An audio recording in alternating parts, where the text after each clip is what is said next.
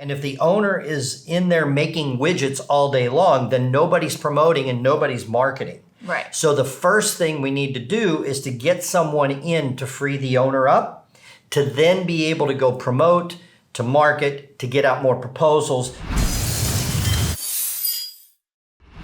Hey guys, Abby Johnson here with Matterhorn Business Development. I am joined as always with CEO Greg Winteregg, also my father, unrelated. So we are Profit First Professionals. We help small business owners manage their cash flow to maximize their profitability. And today we are coming at you with another money myth. We don't really have a name for this series. Neil's been calling it Abby's Money Myth, so apparently it's my thing. You're now branded. TM.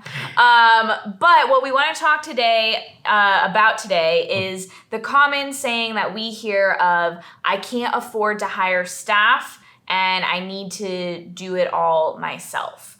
Maybe not always, it's not usually always followed with do it all myself, but generally I can't afford to hire staff, is what we hear a lot in terms of cash flow problems. So what are our thoughts on this? Well, you can hit it from a couple of different angles, but I always start with purpose. So what is the purpose of the business? What's your vision of where you are going? And just for example, when I started my dental practice, I was paying my dental hygienist more than I was making. Ouch. But I could then see the emergency right away. Now, if I didn't get an emergency, then it would have been better to be doing the dental cleaning. Right. But then an emergency patient would net more dollars for me in the business than not. So first of all, it goes back to what is your goal? Do you want to have a one-man band? Which some people which do. Is fine. I'm not dissing that at all. But then don't walk around complaining I can't afford to hire someone when you've got the whole thing set up just so that it gives you a job and you don't have a boss and you have your freedom and you go on vacation whenever you want. That's fantastic. But then don't complain that everything's on your plate because you've got it set up. Right. And the idea is that bringing on another person is going to help actually increase the revenue of your business. Now, I'm not going to lie, there is going to be a period of discomfort. Yep. What we try to do with our clients is actually open a separate account and start saving up for that hire. If you know, especially with our chiropractors, you know you're going to need an associate who's going to have a decent salary, you can start setting aside for that now. Well, also in one of our with our clients that need a manager. Yep. Okay, let's start setting aside the manager's pay because you know when you bring them on, you're going to have to be training them, and they actually are a drain in the cash flow. Right. So why not build up 8, 10, 12 weeks of their pay and then it's in not an account, a worry. Yeah. and then you're taking money out of that account, and by golly, they better start freeing you up in a few weeks so that then you can go out and make more money. Right. The other example we were talking about before we hit record was we have a landscaping client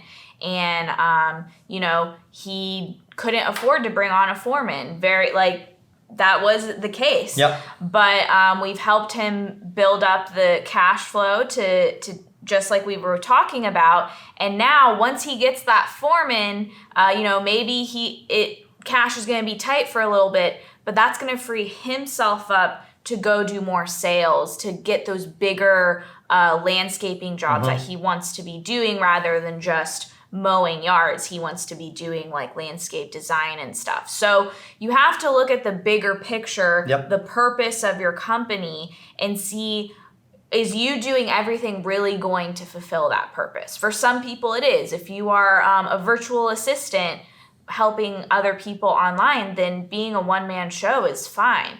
That's your service. But if you really want to grow, and depending on your service and your purpose, you're going to need to start building a team, and you've got to make that leap at some point. Yep. But again, it comes back to what is the end goal? What's the product that you're going for? And if we just go back to my first business, my dental office, the goal was not for me to be busy just seeing every patient all day long doing whatever came up.